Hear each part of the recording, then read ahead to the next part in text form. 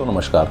AIB21 के exam से related तमाम तरीके की इन्फॉर्मेशन आपको अलग अलग तरीके के सोशल मीडिया चैनल्स के माध्यम से लगातार मिल रही होगी। अलग अलग तरीके के चैनल्स पे अलग अलग तरीके की अपडेट्स लोग आपको दे रहे हैं। मैंने भी अपने तमाम प्रीवियस वीडियोस के माध्यम से ऑल इंडिया बार एग्जामिनेशन यानी कि AIB21 के कंडक्ट होने से रिलेटेड जो भी कुछ ऑफिशियल नोटिफिकेशन BCI के द्वारा जारी की गई थी अपनी वेबसाइट पर, उससे रिलेटेड जो भी जानकारी मैं जहां तक आप लोगों को उपलब्ध करा पाया हूं, वो मैंने आप लोगों को अपने प्रीवियस वीडियोस में बताया है। लेकिन तमाम तरीके के लोग अलग अलग तरीके के कमेंट करके कमेंट बॉक्स में मुझसे अलग अलग तरीके की क्वेरी कर रहे हैं। अलग अलग उनके प्रश्न हैं। जब मैं प्रश्नों का उत्तर नहीं दे पा रहा हूं तो वो झल्ला भी रहे हैं, नाराज़ भी हो रहे हैं। ये सब भी लिख करके बार बार भेज रहे हैं कि भाई अगर तुमको बताना ही नहीं है, अपडेट ही नहीं करना है तो फिर वीडियो क्यों बना रहे हो। तो भैया नाराज़ मत होइए, हम भी आप ही की तरीके से एक नॉर्मल से इंसान हैं। हो सकता है कहीं किसी मामले में व्यस्त हो गए हों। बाय प्रोफेशन एक लॉयर हैं, एक वकील हैं। बहुत बोझ रहता है काम का, बहुत ज़्यादा बर्डन रहता है मुकदमों का। हो सकता है कि आप लोगों की उस प्रश्न को, उस क्वेरी को मैं टाइम से न देख पाया हूँ, लेकिन आज जब समय मिला है तो मैं कोशिश कर रहा हूं कि आप लोगों को आपके प्रश्नों का जो सही तरीके से उत्तर है वो मैं दूं, जिससे आप लोगों के जो छोटे छोटे प्रश्न हैं जिनको लेकर के कहीं ना कहीं कुछ न कुछ एक क्वेश्चन क्रिएट है दिमाग में, आपके एक डाउट क्रिएट है, वो क्लियर हो सके। तो देखिए, सबसे पहले मैं बता दूं बहुत ही समरी में कि AIB21 का जो एग्ज़ाम अभी कंडक्ट होने वाला है, जो पेपर अभी आने वाला है, उसके फॉर्म्स को फिल करने की जो डेट थी वो स्टार्ट हुए समय गुजर चुका है। 11 फरवरी यानी कि 11 फरवरी से लेकर के 30 अप्रैल के बीच वो फॉर्म्स फिल किए जा रहे हैं, जिसके माध्यम से एक प्रत्यार्थी, एक एप्लीकेंट, एक कंटेस्टेंट पेपर में अपने इस पेपर को क्वालिफाई करने के लिए पार्टिसिपेट कर सकता है। कुल मिलाकर के AIB21 का जो लोग एग्ज़ाम देना चाहते हैं उनके लिए अभी थोड़ा सा समय शेष है, अभी कुछ दिन और शेष हैं। अगर आपने अभी तक भी फॉर्म्स को नहीं भरा है तो ऑल इंडिया बार एग्जामिनेशन का जो AIB21 का एग्ज़ाम कंडक्ट होने जा रहा है, उसके फॉर्म को आप समय से फिल कर दीजिए, तभी आप इस एग्ज़ाम में भाग ले पाएंगे। इसके साथ ही साथ जब आप इस फॉर्म को फिल कर लेंगे तो इसमें जो आपको फीस पेमेंट करनी है वो 1 मई तक का आपको समय मिल रहा है, यानी कि 1 मई 2026 तक आप वो फीस जमा कर सकते हैं, वो फीस पेमेंट कर सकते हैं इस पेपर में बैठने के लिए। किसी प्रकार की कोई गलती जाने अनजाने में फॉर्म को भरने में अगर आपसे हो जाती है, किसी प्रकार की कोई गलत चीज़ आप सबमिट कर देते हैं, तो उसको करेक्शन करने का भी ऑप्शन आपको उपलब्ध कराया जा रहा है, जिसकी समय सीमा 3 मई 2026 तक रखी गई। यानी कि किसी प्रकार की कोई गड़बड़ी, किसी प्रकार का कोई हल्का फुल्का एरर अगर आपने फॉर्म भरते समय कर दिया, कोई चीज़ सबमिट करने में, कोई चीज़ फुलफिल करने में, कोई चीज़ आपने लिखने पढ़ने में कोई गलती कर दी है, तो उसको करेक्ट करके आप सही कर सकते हैं। उसके लिए भी आप लोगों को बाकायदा BCI टाइम दे रही है। उसके बाद जैसा कि पहले भी मैंने बताया है कि 22 मई तक आपको, आप जिस साइट से अपने इस फॉर्म को फिल करेंगे उस पर आपको आपका एडमिट कार्ड मिल जाएगा। आप ऑल इंडिया बार एग्जामिनेशन 21 के एडमिट कार्ड्स को BCI यानी कि बार काउंसिल ऑफ इंडिया की ऑफिशियल वेबसाइट पर जाकर डाउनलोड भी कर सकते हैं। आपकी मेल पर भी वो वहां से सेंड किया जाएगा, वहां से भी आप डाउनलोड कर सकते हैं। तो 22 मई तक आपको आपके एडमिट कार्ड्स इशू हो जाएंगे। और फाइनली, जैसा कि प्रीवियसली आप लोगों को मैं कई बार बता चुका हूँ, ऑफिशियल नोटिफिकेशन में भी ये चीज़ पूरी तरीके से क्लियर कर दी गई है कि 7 जून 2026 को AIB21 का एग्ज़ाम पूरे देश में एक साथ कंडक्ट होने वाला है। अब इसमें जो मेन चीज़ है, जो मैं आप लोगों को आज बताने के लिए आप लोगों के बीच आया हूं, बारी आती है उसकी। मैं आप लोगों को कोई सिलेबस नहीं बताने वाला। क्यों? क्योंकि उसके बारे में एज्यूम करना किसी के बस की बात नहीं। हालांकि मैं अपने प्रीवियस वीडियो में सिलेबस से रिलेटेड चीज़ें आपको बता चुका हूं कि किस सब्जेक्ट से क्या पूछा जाने वाला है, लेकिन जिस तरीके का पेपर AIB20 में आया था उसके बाद सारे प्रेडिक्शंस फेल हो गए। बड़े बड़े ज्ञानियों के सारे ज्ञान ध्वस्त हो गए। ऐसा अजीबोगरीब प्रश्न पत्र आया था जो कहीं से किसी सिलेबस से मैच ही नहीं कर रहा था।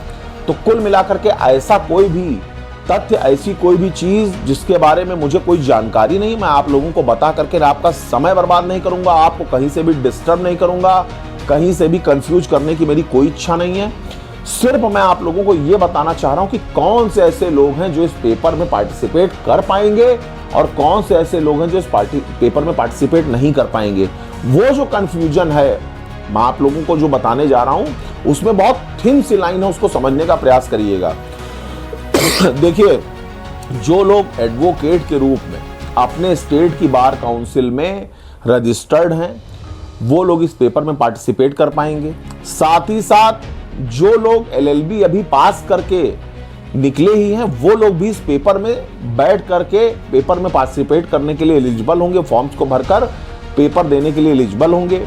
साथ ही साथ जो LLB final year final semester के स्टूडेंट हैं, चाहे वो 3 ईयर एलएलबी कर रहे हो चाहे वो 5 ईयर एलएलबी के स्टूडेंट हो, फाइनल ईयर फाइनल सेमेस्टर के स्टूडेंट्स भी इस पेपर में पार्टिसिपेट कर पाएंगे। अब जो एकदम लेटेस्ट चीज है उसको जरा ध्यान से सुनिएगा।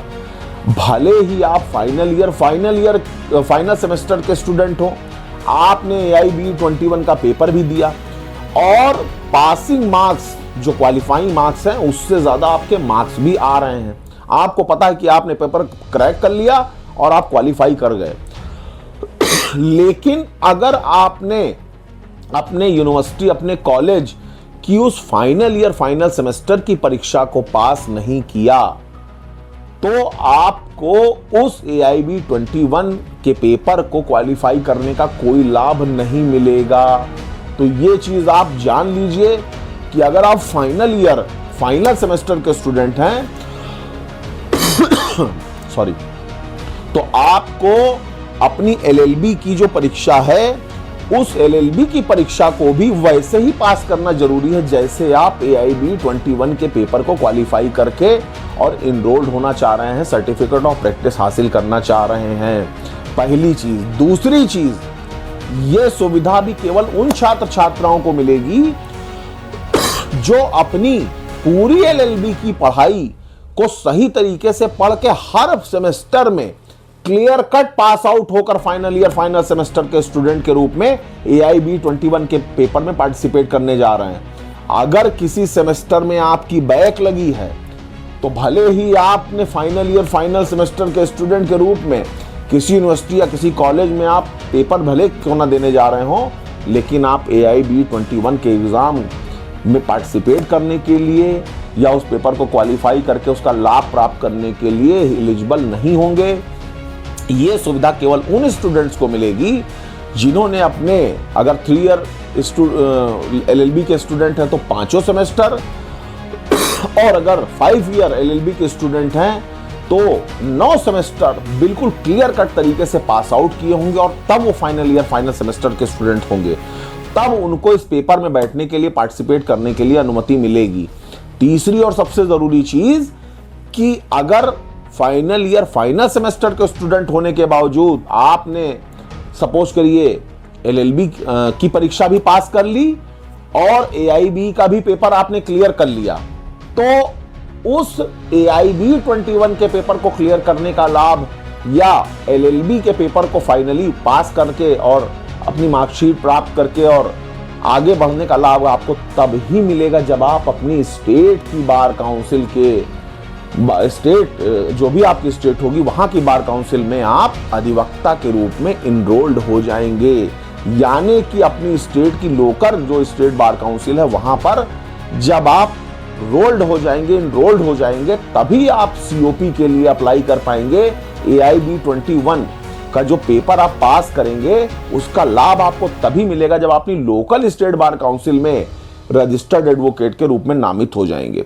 तो कुल मिलाकर के ये जितनी भी चीजें हैं, जो भी कुछ अपडेट है वो मैंने आप लोगों को दे दिया। बाकी नॉर्मल सी चीजें हैं कि बेयरैट्स वगैरह आप ले जा सकते हैं।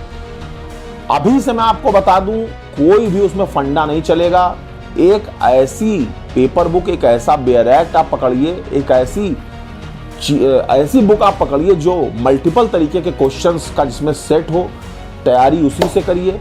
प्रीवियस ईयर के पेपर समझ लीजिए आप रामबाण हैं आपके लिए, उनको उठाइए।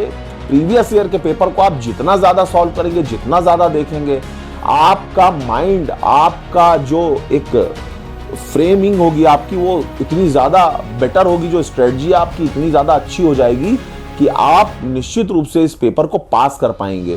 जो लोग फ्रेशर्स हैं तो मैं उनको बता दूं कि भैया आपकी एजम्पशन, आपके प्रिजम्पशन, आपके अनुमान से कहीं ज़्यादा अजीबोगरीब ये पेपर आने वाला है।